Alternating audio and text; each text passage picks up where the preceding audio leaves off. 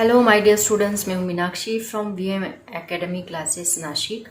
बच्चों, हम देख रहे हैं क्लास 11 का चैप्टर 8 साउंड और आज है उसका लेक्चर नंबर 4 जिसमें हम बहुत ही इंपॉर्टेंट टॉपिक स्टडी करने वाले, that is the Doppler effect. तो बच्चों, डॉपलर इफेक्ट स्टार्ट करने से पहले मैं आपको एक साउंड सुनाती हूँ, वो ठीक से सुनो और मुझे बताओ उसमें क्या चेंजेस हो रहे हैं, मतलब आप क्या ऑब्जर्व कर रहे हो, क्या सुन रहे हो, क्या एक्सपीरियंस कर रहे हो उस साउंड में। तो इसके लिए मैं आपको जो साउंड सुनाने जा रही हूँ वो सब लोग ध्यान से सुनेंगे।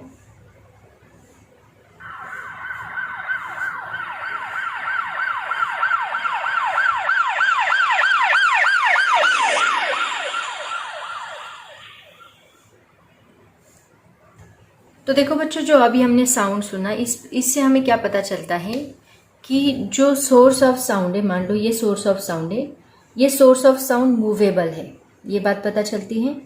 ये मूवेबल है मतलब हम यहाँ पे खड़े हैं, मान लो हम ऑब्जर्वर हैं एंड ये सोर्स है, ये सोर्स है, ये ऑब्जर्वर है। तो इससे पता चलता है कि ये दोनों भी, एक तो ये ऑब्जर्वर मूवेबल है या फिर सोर्स मूवेबल है। ऑब्जर्वर रेस्ट पोजीशन पे है तो सोर्स मूवेबल है, या फिर सोर्स रेस्ट पोजीशन पे है तो ऑब्जर्वर मूवेबल है। मतलब इससे हमें पहली बात तो ये पता चलती है कि ये जो हम साउंड सुन रहे थे वो क्या था, मूवेबल था। इनिशियली क्या हुआ, साउंड इंक्रीज होते गया एंड सडनली देन डिक्रीज हुआ, मतलब हमारे नजदीक आया सोर्स एंड देन दूर चला गया। Am I clear? तो इसका मतलब देखो, जो सोर्स था जब वो नजदीक आ रहा था उसका श्रिलनेस बढ़ रहा था। क्या हो रहा था? श्रिलनेस इंक्रीज हो रहा था।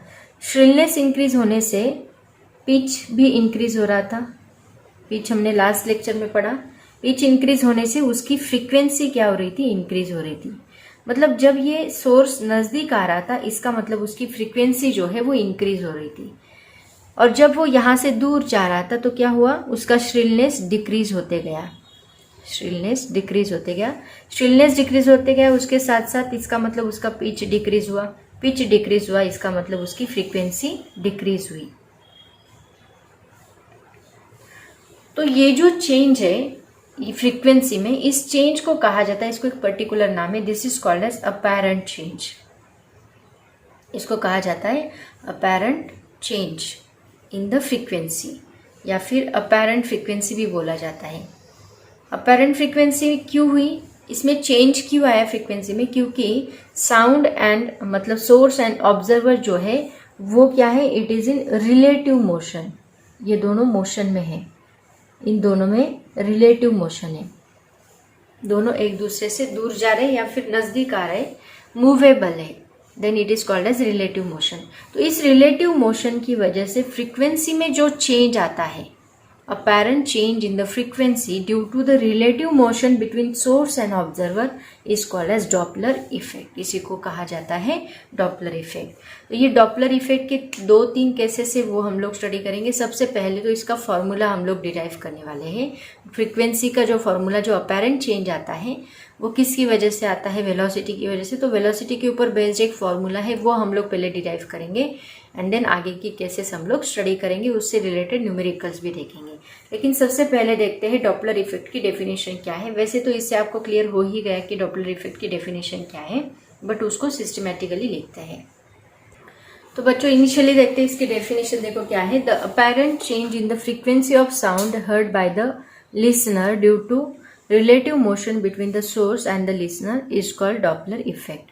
दोनों जब रिलेटिव मोशन में रहेंगे तो उसमें उसकी वजह से जो फ्रीक्वेंसी में अपैरेंट चेंज आएगा उसको हम कहेंगे डॉपलर इफेक्ट। ओके, तो ये डॉपलर इफेक्ट में 3 केसेस हो सकती हैं। मान लो केस 1, सबसे पहले मान लो ये सोर्स है एंड ये ऑब्जर्वर है।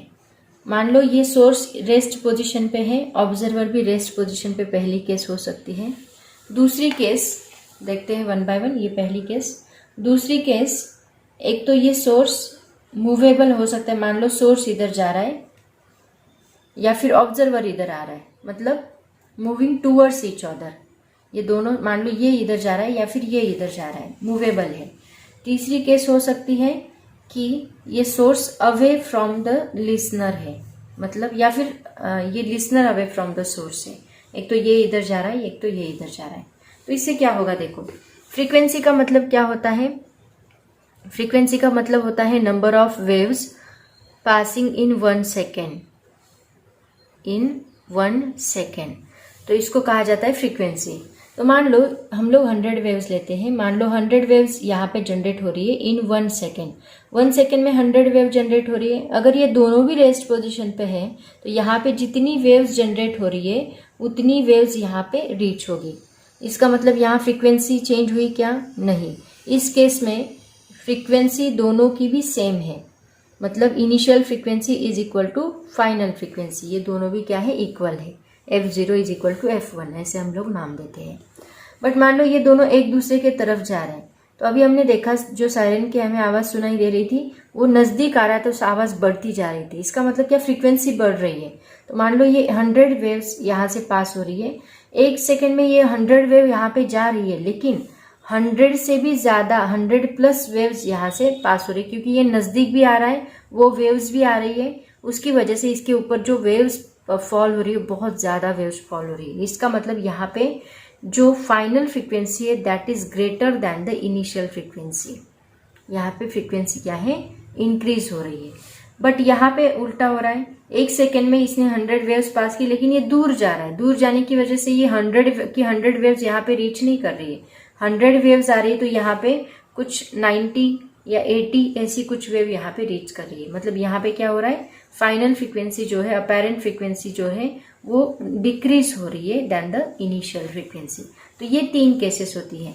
यहाँ पे फ्रीक्वेंसी सेम रही है अगर दोनों रेस्ट पोजीशन पे है, यहाँ पे फ्रीक्वेंसी बढ़ रही है क्योंकि दोनों नज़दीक आ रहे हैं, और यहाँ पे फ्रीक्वेंसी घट रही है क्योंकि ये दूर जा रहा है, उसकी वजह से वेव्स जितनी यहाँ से निकली उतनी यहाँ पे रीच नहीं हो रही है। ठीक है, तो ये 3 केसेस है। तो इनका अभी हम लोग फॉर्मूला देखेंगे, फॉर्मूला डिराइव करना है 1 बाय 1। तीनों केसेस का फॉर्मूला हम लोग स्टडी करेंगे। तो बच्चों सबसे पहला पॉइंट देखेंगे हम लोग, लिसनर स्टेशनरी है and source moving away from the listener है। मतलब मान लो डायग्राम निकालते हैं, यहाँ पे लिसनर है, लिसनर यहाँ पे है, दिस इज लिसनर, इसको L नाम देते हैं, एंड सोर्स जो है वो यहाँ पे है।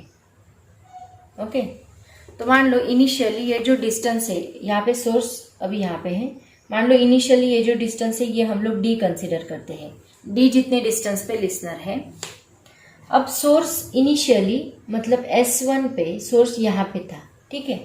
अब ये दूर जा रहा है, दूर जा रहा है मतलब क्या? यहाँ से अभी वो दूर जाएगा। मान लो इनिशियल पोजीशन इसकी S1 थी, अब वो S2 पे आ गया। ये लिसनर वही का वही है, बस ये दूर, और दूर जाते जाते ये क्या कर रहा है? वेव्स भी प्रोड्यूस कर रहा है, तो वेव यहाँ पे रीच हो रही है। तो मान लो इनिशियली जब ये सोर्स यहाँ पे था and at time t is equal to 0 पे उसने क्या की? वेव जनरेट की, wave produced. Okay, wave produce करने के बाद वो वेव यहाँ से यहाँ तक रीच होने के लिए उसको मान लो t1 जितना टाइम लगा, time to reach listener, listener. Okay, यहाँ तक जाने के लिए उसको कितना टाइम लगा? t1। तो यहाँ टाइम t1 कितना रहेगा? डिस्टेंस का फॉर्मूला क्या होता है? Distance is equal to, sorry, velocity का फॉर्मूला क्या होता है? Velocity is equal to distance upon time. तो यहाँ टाइम कितना है? t1। तो यहाँ पे t1 का फॉर्मूला क्या बनेगा? डिस्टेंस d जितना है, ओके, एंड डिवाइड बाय, यहाँ वेलोसिटी हमने मान लो v ली, तो यहाँ पे क्या बनेगा? Formula d divide by v।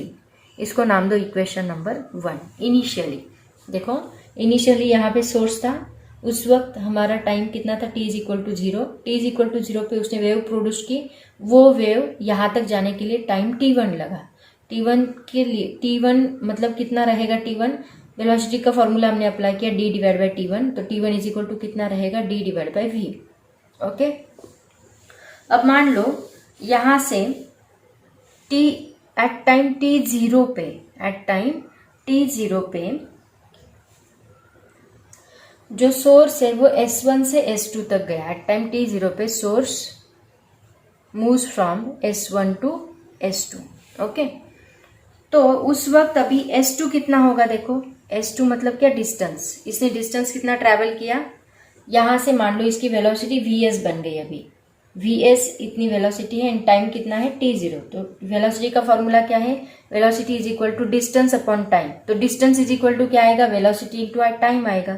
तो यहाँ पे हमें क्या मिलेगी, s2 इज इक्वल टू मिलेगा vs इंटू t0। आया समझ में। एट टाइम t0 पे मूव हुआ डिस्टेंस यहाँ से यहाँ तक, तो उस वक्त उसका डिस्टेंस s2 क्या रहेगा, दैट इज vs t0 जो हमने अभी यहाँ पे लिखा। ठीक है, अब distance of s2 from the listener कितना होगा, देखो यहाँ पे ये कितना है d, ये कहाँ से कहाँ तक का डिस्टेंस है, यहाँ से यहाँ तक का डिस्टेंस है, s1 से s2 तक का डिस्टेंस। बट यहाँ से यहाँ तक का डिस्टेंस अभी कितना होगा, ये d प्लस ये vs t0 होगा, राइट। मतलब अभी डिस्टेंस चेंज हो गया, डिस्टेंस चेंज हुआ तो टाइम भी ऑब्वियसली क्या होगा, चेंज होगा। तो अभी टाइम मान लो t2 टाइम उसको लगा, ठीक है, t2 time reach the wave to listener. अभी इस वक्त का टाइम, पहले t1 था, अब t1 बन गया, वो कितना होगा देखो। अब इसको कितना टाइम लगेगा, इसको यहां से यहां तक का टाइम वो अलग t0 प्लस यहां से यहां तक का टाइम, ऐसे टोटल टाइम लगेगा। यहां से t2 कितना होगा, t2 इज इक्वल टू पहला टाइम t0 यहां से यहां तक का प्लस यहां से यहां तक जितना टाइम लगेगा वो, यहां से यहां तक कितना टाइम लगेगा, that is d plus vs into t0 divide by, मतलब डिस्टेंस डिवाइड बाय, हम लोग क्या कर रहे हैं टाइम के लिए, डिस्टेंस डिवाइड बाय वेलोसिटी। तो यहाँ पे d plus vs divide bye t0 divide by v। अभी इतनी वेलोसिटी उसको लगेगी, राइट ना। पहले यहाँ से यहाँ तक की वेलोसिटी कितनी है, vs, यहाँ से यहाँ तक की हमने ली थी v। तो अभी कितना टाइम कितना लगेगा, distance divide by velocity, distance कितना है d plus vs t0 divide by v, इतना अभी उसको टाइम लगेगा। ठीक है, तो ये हमें क्या मिला, this is called as t2। इसको नाम दो इक्वेशन नंबर 2। देखो जब वो यहाँ पे था तब उसको टाइम इतना लगा था, जब वो यहाँ से यहाँ तक गया तो यहाँ तक रीच होने के लिए उसको इतना टाइम लगेगा, मतलब इतना टाइम उसका बढ़ गया। ठीक है, तो ये है t2। ऐसे ही अगर मान लो हम लोग ये सोर्स दूर जाते रहेगा तो एक जनरल इक्वेशन हम लोग यहाँ पे फॉर्म कर सकते हैं। ओके, तो वो जनरल इक्वेशन हम मान लेते हैं, एक जनरल वैल्यू लेते हैं p प्लस 1 क्रेस्ट पे या फिर वेव के, wave p plus 1 wave time taken to reach to the listener. एक कोई भी वेव हम लोग मान लेते हैं, p plus 1 wave, general formula बनाते हैं। तो उसके लिए टाइम कितना लगेगा, तो टाइम के लिए फॉर्मूला क्या बनेगा फिर, p plus 1 is equal to, यहाँ पे t0 था, यहाँ पे देखो ये 2 था तो यहाँ पे हमने 1 लिया, जनरल फॉर्मूला बना रहे हैं, ये 2 है तो ये 1 है। तो वैसे यहाँ p प्लस 1 है तो हम यहाँ क्या लेंगे, pt0 लेंगे, मतलब 1 से कम। जैसे यहाँ 2 था तो 1 से कम 1 लिया, वैसे p प्लस 1 है तो 1 से कम pt0 लेंगे। प्लस यहाँ पे ये फॉर्मूला एज इट इज रहेगा, बस यहाँ p लगेगा क्योंकि ये दूर जा रहा है ना। सो d plus p into vs into t0 divide by v। थोड़ा सा क्रिटिकल है, सब लोग ध्यान देंगे। देखो इनिशियली टाइम था t1 is equal to d by V, फिर t2 बन गया t0 plus d plus vs t0 divide by v। अब ये vs t0 बढ़ता ही जाएगा क्योंकि वो आगे जा रहा है, वेव चेंज होती जाएगी। यहाँ वेव चेंज होती जाएगी तो यहाँ पे डिस्टेंस भी चेंज होता जाएगा, कितना, इसे p से मल्टीप्लाई करते रहो। अब फर्स्ट वेव थी तो फर्स्ट वेव के लिए हमने 1 vs t, जैसे फर्स्ट वेव के लिए क्या आएगा 1 vs t0, सेकेंड वेव के लिए क्या आएगा 2 vs t0, ऐसे डिस्टेंस बढ़ता जाए। थर्ड वेव के लिए क्या आएगा 3 vs t0, ऐसे p वेव के लिए क्या आएगा p vs t0 आएगा, राइट। इसलिए हमने p वेव के लिए p vs t0 लिया। अब यहाँ पे टाइम कितना है अपना t2, तो यहाँ t2 था तो यहाँ पे हमने 1 लिया, राइट ना, मतलब 1 से कम लिया। जैसे t2 था तो यहाँ 1 से कम t0 लिया। सेम यहाँ पे जनरल फॉर्मूला बनाए p प्लस 1 के लिए, 1 से कम मतलब p, 1 से कम मतलब p। बाकी डिस्टेंस d एंड v ये दोनों तो चेंज नहीं होने वाले, इनिशियल डिस्टेंस तो उसका उतना ही रहेगा, वो चेंज नहीं होगा। बस ये दोनों चेंज हो रहे हैं, ये टाइम एंड ये टाइम, यहाँ पे डिस्टेंस यहाँ पे चेंज हो रहा है। ठीक है, तो ये p प्लस 1 का फॉर्मूला बना, इसको हम नाम देते हैं इक्वेशन नंबर 3। ओके, हमें फ्रीक्वेंसी का फॉर्मूला बनाना है एक्चुअल में, apparent change in the frequency. अब देखो ये जो T+1 है ये हम लोग T1 से माइनस करते हैं, इक्वेशन 3 - 1, तो क्या मिलेगा देखो, T+1 - T1 is equal to, apparent change कितना हुआ वो हमें निकालना है ना, तो टाइम से हम लोग वो निकाल सकते हैं। तो T+1 का फॉर्मूला पुट कर दो, क्या है PT0 plus D plus PVST0 divide by V minus T1 कितना है, that is D divide by V। अब इसको सॉल्व करते हैं। अब देखो यहाँ पे क्या है, ये तो हमें T+1 इन दोनों का डिफरेंस मिलेगा टाइम का। अगर मुझे टाइम पीरियड निकालना है, टाइम पीरियड निकालने के लिए हम क्या फॉर्मूला यूज करते हैं, total time divide by number of waves passing that time period. Okay, number of waves कितनी पास हुई, मतलब टाइम पीरियड का फॉर्मूला क्या आएगा, time period is equal to T से डिनोट करते हैं, दैट इज ये टोटल टाइम कितना है T+1 minus T1 divide by number of waves that is P। Number of waves के लिए हमने क्या फॉर्मूला यूज किया, P यूज किया है। तो यहाँ पे नंबर ऑफ वेव्स मान लो P है, टोटल नंबर ऑफ वेव्स कितनी पास हो रही है और उसको कितना टाइम लगा, इससे हम लोग टाइम पीरियड निकालेंगे। तो ये अभी हमने फॉर्मूला डिराइव किया है, ये इसमें पुट कर दो। तो T इज इक्वल टू क्या बनेगा, T+1 मतलब PT0 plus D plus PVST0 bracket निकाल देते हैं, divide by V minus D by V। अब देखो यहाँ पे, सॉरी दिख नहीं रहा, यहाँ पे V कॉमन है, दोनों का V कॉमन है, तो उस ऊपर की जो हम लोग सब्ट्रैक्शन कर सकते हैं और इसको एक कॉमन भी दे सकते हैं, राइट ना, divide by P as it is रहेगा। तो यहाँ पे ये D plus D and minus D निकल जाएगा। तो T इज इक्वल टू क्या बनेगा, देखो इन दोनों में से हम लोग P कॉमन निकाल सकते हैं। अगर हमने P कॉमन निकाला तो ब्रैकेट में क्या बचेगा, यहाँ पे बचेगा T0, यहाँ पे D तो निकल गया, यहाँ पे बचेगा plus VST0 divide by V बचेगा, ठीक है, एंड डिवाइड बाय ये P। तो यहाँ नीचे का P एंड ये P दोनों कैंसिल हो गए। तो टाइम का फॉर्मूला क्या मिलेगा हमें, T0 plus VST0 divide by V। अब इन दोनों में से T0 कॉमन निकाल लो। T0 अगर कॉमन निकाला तो ब्रैकेट में बचता है, यहाँ T0 की जगह पे 1 बचेगा, 1 प्लस यहाँ VS divide by V। Okay, इन दोनों का क्रॉस मल्टीप्लीकेशन करो, क्या मिलता है, T is equal to T0 as it is in bracket V into 1 V plus VS divide by V। Okay, अब देखो हमें फ्रीक्वेंसी चाहिए। फ्रीक्वेंसी का फॉर्मूला क्या होता है, N is equal to 1/T, ये फॉर्मूला होता है फ्रीक्वेंसी का। तो इसका हम रेसिप्रोकल लेंगे तो क्या मिलेगा, 1/T, तो ये भी उस रेसिप्रोकल बनेगा 1/T0, ये भी रेसिप्रोकल बनेगा, V ऊपर जाएगा, V प्लस VS नीचे आएगा, ठीक है। तो 1/T इज इक्वल टू क्या होता है, N, तो इसकी जगह पे हम लिखेंगे N इज इक्वल टू, इसकी जगह पे लिखेंगे N0 एंड ये formula V divide by V plus VS as it is रहेगा, ठीक है। तो ये जो है ये इसका फाइनल फ्रीक्वेंसी का, this is apparent frequency, apparent change in the frequency, N is equal to N0 V divide by V plus VS। तो देखो ये मूव हो रहा है अवे फ्रॉम, तो ये जितना बढ़ता जाएगा ये डिस्टेंस, उतना ये रेशो घटता जाएगा और उतना N0 भी कम होते जाएगा। मतलब यहाँ पे अपेरेंट चेंज क्या हो रहा है, फ्रीक्वेंसी कम हो रही है धीरे धीरे, यहाँ पे फ्रीक्वेंसी कम हो रही है क्योंकि N जो है वेव जो है वो दूर जा रही है, मतलब ऑब्जर्वर जो है, लिसनर वही के वही है लेकिन सोर्स जो है वो दूर जा रहा है, उसकी वजह से फ्रीक्वेंसी कम हो रही है। आया समझ में? देखो सबसे पहले आपको टाइम का फॉर्मूला निकालना है, T1 डिवाइड V।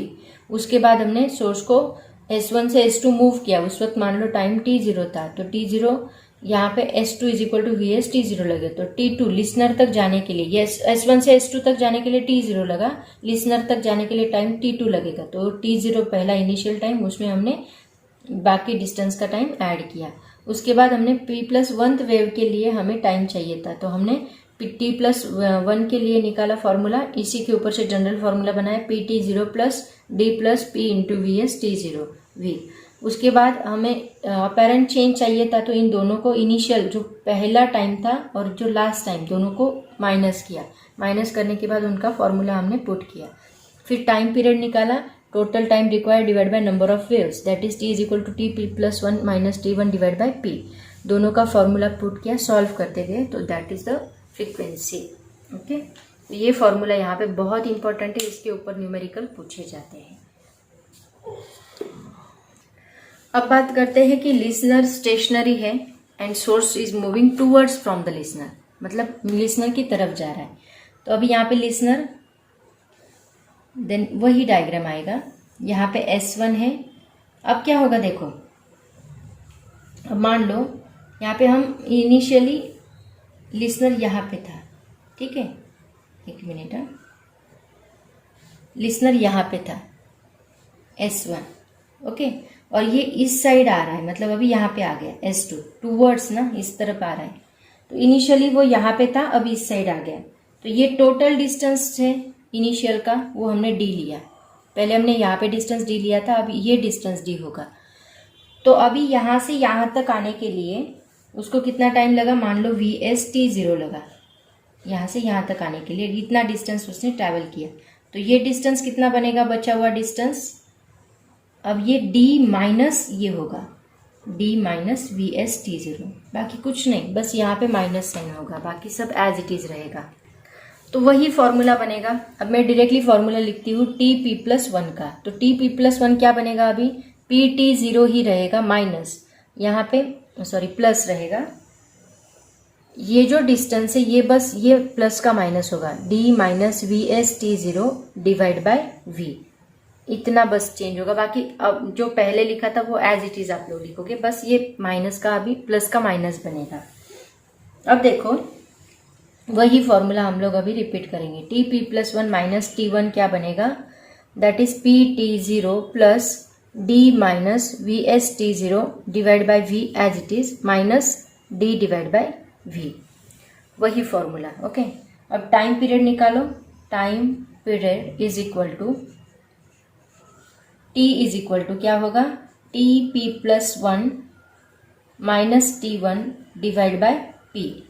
TP+1 का फॉर्मूला पुट कर दो, T is equal to PT0 plus D minus VST0 divide by V, ये माइनस है, अभी देखो ये माइनस है, D divide by V, divide by क्या आएगा P। सेम उसी तरह से ये डेरिवेशन, बस प्लस का माइनस हुआ है। तो देखो यहाँ पे ये T इज इक्वल टू क्या बनेगा, ये PT0 प्लस, अब ये प्लस का क्या बनेगा, माइनस बनेगा, ये D एंड ये D कैंसिल होगा यहाँ पे, ये बनेगा PVST0, ओके, डिवाइड बाय यहाँ पे V as it is and divide by ये P। सो अभी यहाँ पे P कॉमन निकाल लो, T is equal to P in bracket, यहाँ पे क्या रहेगा T0 माइनस यहाँ पे VST0 divide by V as it is and ये डिवाइड बाय P। तो ये P कैंसिल होता है, तो T इज इक्वल टू हमें मिलता है वही फॉर्मूला, T0 कॉमन निकालो, ब्रैकेट में रहेगा 1 minus VS divide by V। सो ये T इज इक्वल टू क्या बनेगा, TS इन bracket V minus V0 sorry VS divide bye, cross multiplication किया, डिवाइड बाय V। यहाँ 1/T लो, 1/T0 लो, ये V ऊपर जाएगा, divide by V minus VS बनेगा। तो 1/T का मतलब होता है N0 V divide by V minus VS as it is. देखो तो ये फॉर्मूला बनेगा। तो यहाँ पे क्या हो रहा है, V माइनस VS, मतलब ये नजदीक आ रहा है तो ये डिस्टेंस घट रहा है, राइट ना, वेलोसिटी कम हो रही है। तो यहाँ ये जितना कम होते जाएगा, जितना कम होते जाएगा उतना ही ये जो रेशो ये बढ़ता जाएगा, ये बढ़ता जाएगा, उसकी वजह से N0 भी बढ़ता जाएगा, राइट ना। N0 मल्टीप्लाई करने के बाद फ्रीक्वेंसी भी बढ़ती जाएगी। इसका मतलब जब नजदीक आते हैं तो फ्रीक्वेंसी बढ़ती है और जब दूर जाते हैं तो फ्रीक्वेंसी, यहाँ V प्लस था तो ये V प्लस की वजह से ये इंक्रीज हो रहा है, तो रेशो डिक्रीज हो रहा है, उसकी वजह से N डिक्रीज हो रहा है। बट अभी ये जो है ये कम हो रहा है, ये कम होने की वजह से रेशो बढ़ रहा है, रेशो बढ़ने की वजह से फ्रीक्वेंसी भी बढ़ रही है, ठीक है। तो जब ये लिसनर स्टेशनरी है लेकिन सोर्स अगर moving towards the listener, at that time frequency increases, okay, that is the apparent change in the frequency. So ये आपका सेकेंड डेरिवेशन। दोनों भी डेरिवेशन, एक डेरिवेशन लर्न कर लोगे तो आप लोग तीनों के तीनों डेरिवेशन लिख सकते हैं, और एक डेरिवेशन है इसी से रिलेटेड, वो देखते हैं क्या है। बच्चों नेक्स्ट पॉइंट में देखो क्या है। अभी तक हम लोग लिसनर को स्टेशनरी रखे थे और सोर्स मूव कर रहे थे टूवर्ड्स या अवे। अब हम क्या करेंगे, सोर्स स्टेशनरी रखेंगे एंड लिसनर को मूव करेंगे। तो सबसे पहली केस हम लोग देखेंगे, source is stationary and listener is moving towards the source. Okay, तो अभी देखो, अभी केस थोड़ा चेंज होगा, क्या होगा इसमें देखते हैं। तो सबसे पहले तो डायग्राम निकालते हैं। मान लो ये यहाँ पे सोर्स हमने रखा है, मान लो एस। ओके, लिसनर इनिशियली मान लो लिसनर यहाँ पे था L1। ओके, अब उसको मूव करते करते हम लोग यहाँ तक लेके आए L2 तक। ठीक है, यहाँ से आने वाली वेव्स तो रीच हो ही रही है, सोर्स यहाँ से वेव्स प्रोड्यूस कर रहा है, यहाँ तक रीच हो रही है। तो जब इनिशियली ये डिस्टेंस, जब L1 यहाँ पे था, सोर्स यहाँ पे था, तो मान लो ये डिस्टेंस कितना था उस वक्त का, D जितना डिस्टेंस था। अब जब सोर्स यहाँ से यहाँ मूव हुआ तो उसका डिस्टेंस भी चेंज होगा। तो उस वक्त का डिस्टेंस हम लोग लेते हैं वेलोसिटी के फॉर्म में। डिस्टेंस, वेलोसिटी का फॉर्मूला होता है डिस्टेंस अपॉन टाइम। तो यहाँ पे मान लो इसको यहाँ तक आने के लिए T1 जितना टाइम लगा, तो ये हम लोग T1 लेंगे एंड वेलोसिटी लेंगे इसकी VL। तो ये डिस्टेंस कितना बनेगा, ये D इज इक्वल टू कितना बनेगा, ये VL लिया, VL इंटू T1 बनेगा। तो ये डिस्टेंस हुआ VL इंटू T1। तो ये बचा हुआ डिस्टेंस कितना रहेगा यहाँ से यहाँ तक का, ये D में से ये माइनस होगा, मतलब ये D minus VL into T1 बनेगा। ठीक है, ये बचा हुआ डिस्टेंस यहाँ से यहाँ तक का। वही डायग्राम हम लोग फॉलो करने वाले हैं, अभी बस आपको अपोजिट केस लेना है। तो इसमें देखो, सबसे पहले इनिशियली हम देखते हैं time t is equal to 0 के लिए। तो t इज इक्वल टू 0 पे इस S सोर्स ने फर्स्ट वेव इमिट की, emit first wave. Okay, emit first wave and मान लो at t is equal to T1 पे ये लिसनर ने ये वेव्स को रिसीव किया at this distance. Listener receives the wave, receives wave. Okay, time T1 पे लिसनर ने वेव को रिसीव किया and t is equal to 0 पे इस सोर्स ने उसको इमिट किया। तो वो वेव यहाँ तक आने के लिए मान लो T1 जितना टाइम लगा, और T1 पे लिसनर ने, और T1 तब तक ये लिसनर यहाँ तक पहुंचा था, है ना। जब तक इसने ये वेव ट्रैवल की तब तक लिसनर यहाँ से यहाँ तक आ गया था। तो टाइम T1 पे उसको वो वेव यहाँ पे रिसीव हुई। तो उस वक्त उसका डिस्टेंस कितना होगा एट टाइम T1 पे, डिस्टेंस कितना होगा सोचो। तो distance is equal to, distance का फॉर्मूला क्या है हमारे पास, D minus VL into T1। उस वक्त उसका डिस्टेंस कितना था, दैट मच। तो टाइम कितना होगा देखो, T1 इज इक्वल टू कितना बनेगा फिर time, distance divide by velocity. तो डिस्टेंस क्या है, D minus VL into T1 divide by velocity क्या है, V। तो इसको थोड़ा मॉडिफाई करते हैं हम लोग, ये V को हम लोग इधर शिफ्ट करते हैं। समझ में आया मैंने क्या कहा। At time t is equal to 0 पे इसने वेव इमिट की, इमिट करने के बाद लिसनर ने तब तक लिसनर यहाँ पे आ चुका था एट टाइम T1 तक, उस वक्त उसको वो वेव रिसीव हुई, उस वक्त उसका डिस्टेंस था यहाँ पे VL T1, लेकिन यहाँ से यहाँ तक का डिस्टेंस था उसका D माइनस VL T1। तो वो टाइम हमने निकाला distance divide by velocity, D minus VL T1 divide by V। तो ये क्या होगा देखो, V into T1 is equal to D minus VL into T1। ये VL इंटू T1 इधर शिफ्ट करो तो क्या बनेगा, V T1 plus VL into T1 is equal to D। तो इसमें से T1 कॉमन निकालो, क्या आएगा, T1 कॉमन निकाला तो ब्रैकेट में बचता है V plus VL is equal to D। तो T1 इज इक्वल टू हमें क्या मिलेगा, D divide by V plus VL। Okay, ये फॉर्मूला हमें मिलेगा, ये फॉर्मूला इंपॉर्टेंट है, यही हम लोग आगे यूज करने वाले हैं। तो आप क्या करो, इसको नाम दो इक्वेशन नंबर 1। ओके, ये इनिशियल, ये सबसे फर्स्ट वेव के लिए हमने टाइम निकाला है। सिमिलरली अभी हम लोग सेकेंड वेव के लिए, मान लो at time t is equal to T0 पे। Okay, that means time period of the wave emitted by the source at time t is equal to T0 पे। Source emits the second wave, source ने अभी क्या किया, second wave emit किया। तो वो wave आपको कब मिलेगा, t is equal to T2 को मिलेगा, लिसनर को, लिसनर रिसीव्स द वेव, ऐसे ही चलता रहेगा, रिसीव्स दैट वेव। तो उस वक्त का उसका डिस्टेंस कितना होगा सोचो। तो d इज इक्वल टू हमें क्या मिलेगा, डिस्टेंस कितना मिलेगा उस वक्त, d minus VL into T2। जैसे यहाँ पे T1 क्या मिला था, ये डिस्टेंस कितना मिला, d minus VL into T1, वैसे यहाँ पे डिस्टेंस क्या मिलेगा, d minus VL into T2। Time अभी चेंज हो गया है।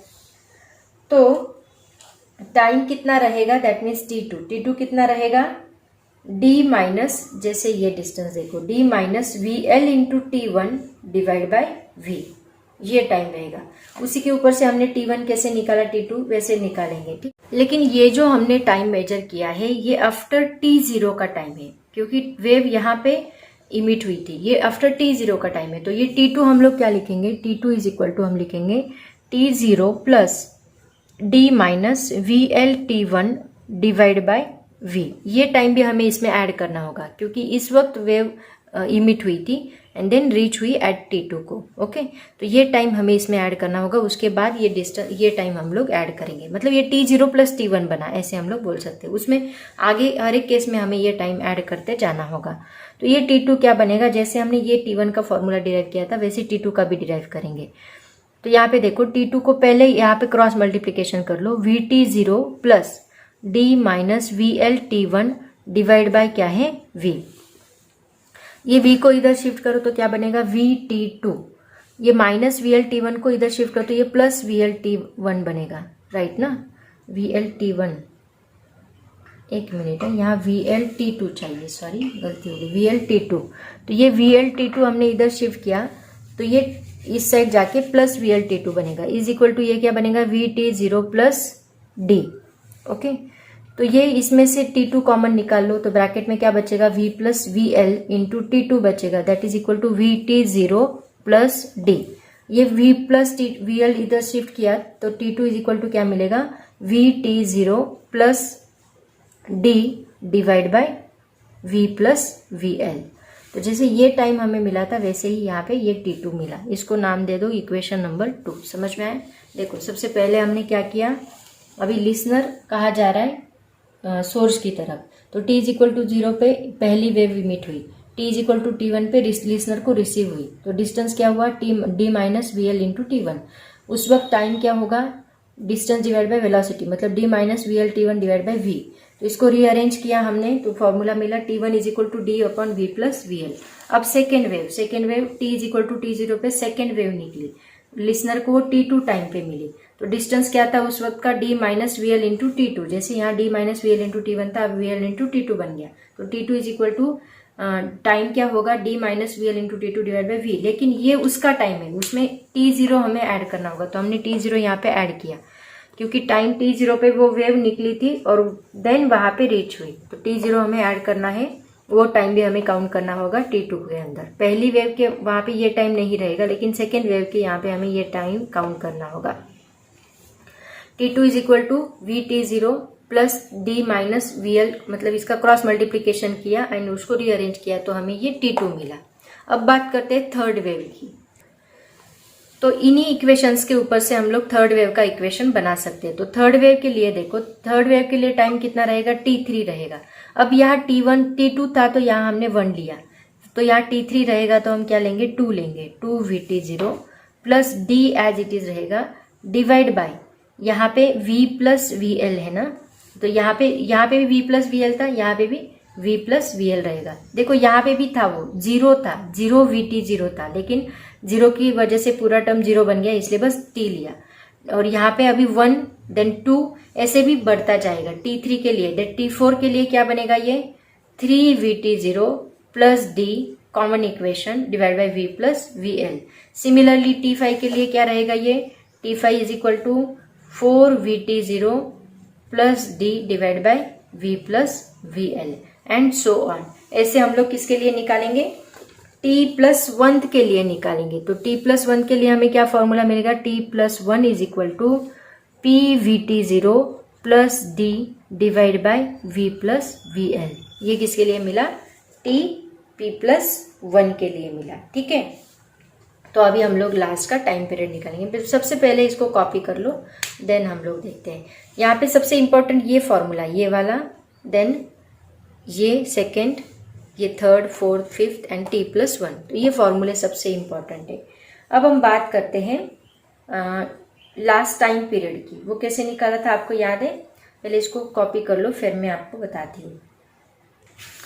तो बच्चों T+1 का हमने फॉर्मूला डिराइव किया, क्या मिला हमें, PVT0 plus D divide by V plus VL। तो टाइम पीरियड का फॉर्मूला क्या लेते हैं हम लोग, time period is equal to होता है T is equal to T p+1 minus T1 पहला, then divide by P total number of waves.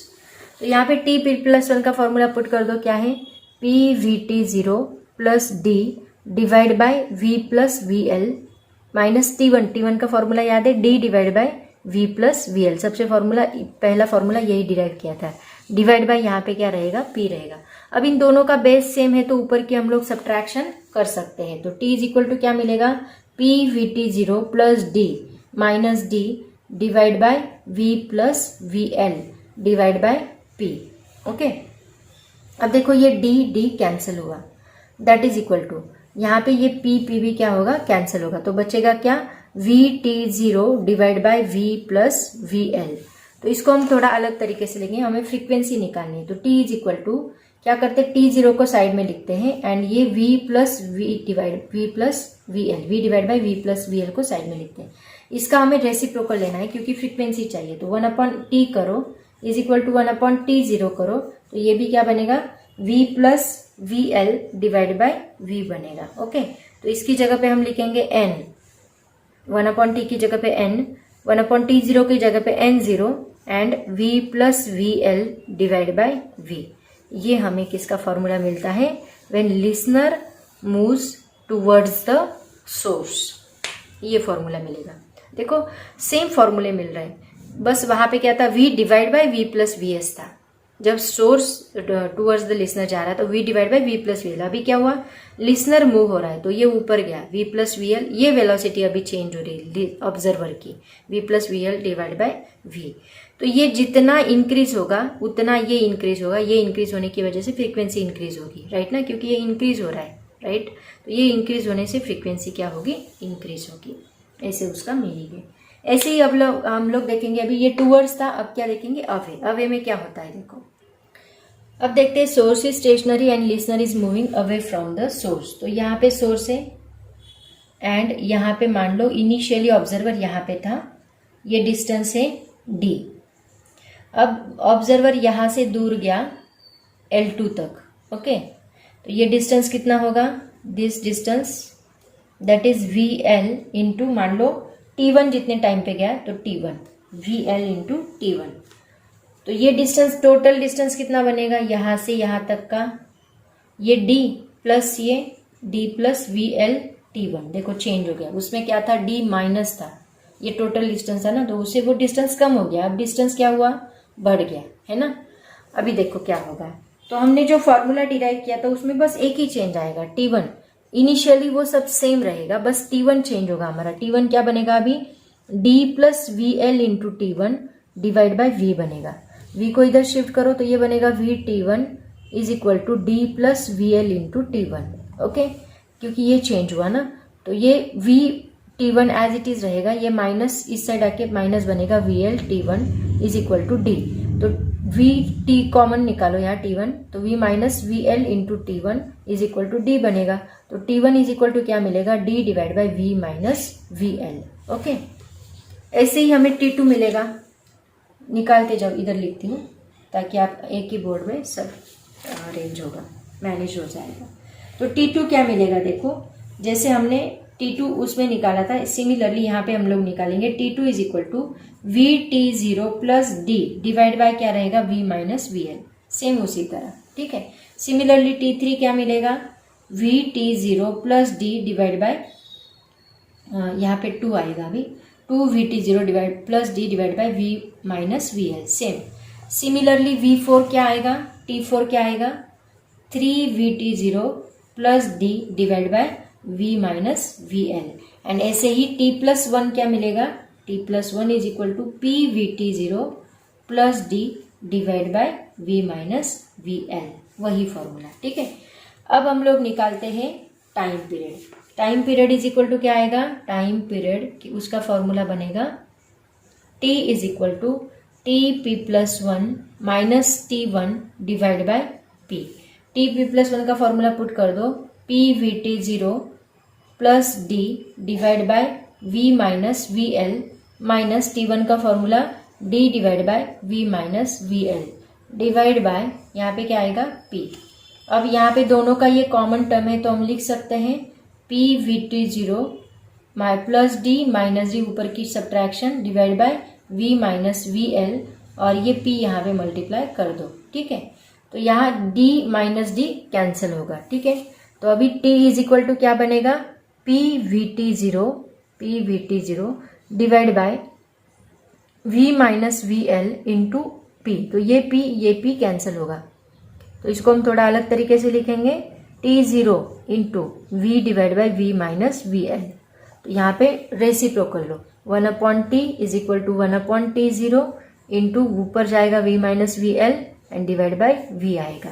तो यहाँ लिखो n, यहाँ लिखो n0, यहाँ पे लिखो v minus V L divide by v।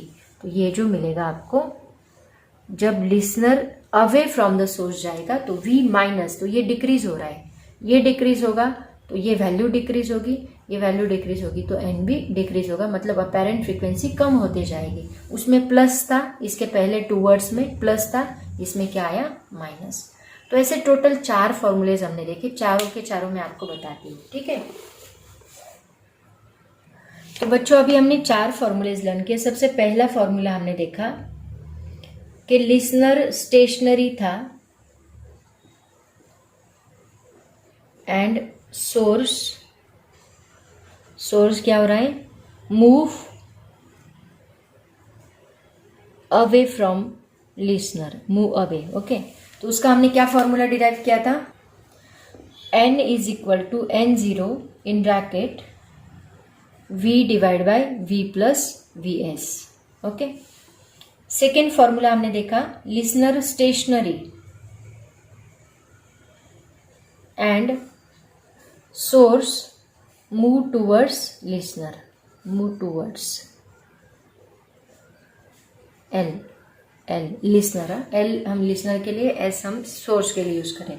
तो फॉर्मूला क्या बना था अपना n is equal to n0 v divide by v minus V S. Third formula हमने देखा सोर्स स्टेशनरी है, source stationary and listener move towards source, towards source. तो क्या फॉर्मूला बना n is equal to n0, वही formula, बस यहाँ पे चेंज क्या था v plus V L divide by v था, राइट ना। एंड फोर्थ फॉर्मूला हमने देखा सोर्स स्टेशनरी है and listener move away from the source. तो फॉर्मूला बना n is equal to n0 v minus V L divide by v।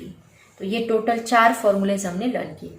अब यहाँ पे एक स्टेशनरी एक मूव हो रहा है, एक तो टूवर्ड्स एक तो अवे। मान लो दोनों भी मूव हो रहे हैं तो फॉर्मूला क्या बनेगा, तो अब हम वो फॉर्मूला देखते हैं। ठीक है, तो बच्चों मान लो दोनों भी मूव हो रहे हैं, source and listener moving towards each, एक तो दोनों एक दूसरे की तरफ मूव हो रहे हैं या फिर दूर मूव हो रहे हैं, source and listener moving towards each other. तो उसका फ्रीक्वेंसी का फॉर्मूला बनेगा n is equal to n0 in bracket v